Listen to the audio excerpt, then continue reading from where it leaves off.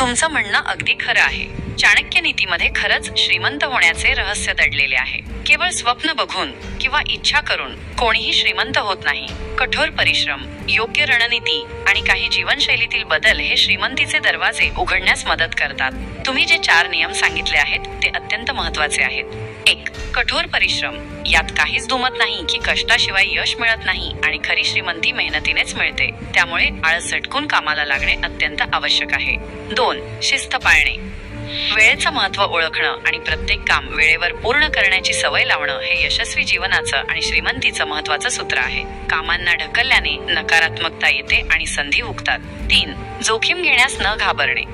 जीवनात पुढे वाढण्यासाठी आणि काहीतरी मोठं मिळवण्यासाठी थोडी जोखीम घ्यावीच लागते. अर्थात विचारपूर्वक आणि अभ्यासानंतर घेतलेली जोखीम फायदेशीर ठरू शकते. जे लोक नवीन गोष्टींना आणि बदलांना घाबरतात ते अनेकदा मागे राहतात. 4. सहकार्याची भावना. केवळ स्वतःचा विचार करणारे लोक जास्त काळ यशस्वी आणि श्रीमंत टिकू शकत नाहीत. इतरांना सोबत घेऊन चालण्याची आणि त्यांच्या हिताचा विचार करण्याची वृत्ती लक्ष्मीला आकर्षित करते. या नियमांचं पालन करून निश्चितच एक चांगली आणि समृद्ध जीवनशैली जगता येऊ शकते. धन्यवाद.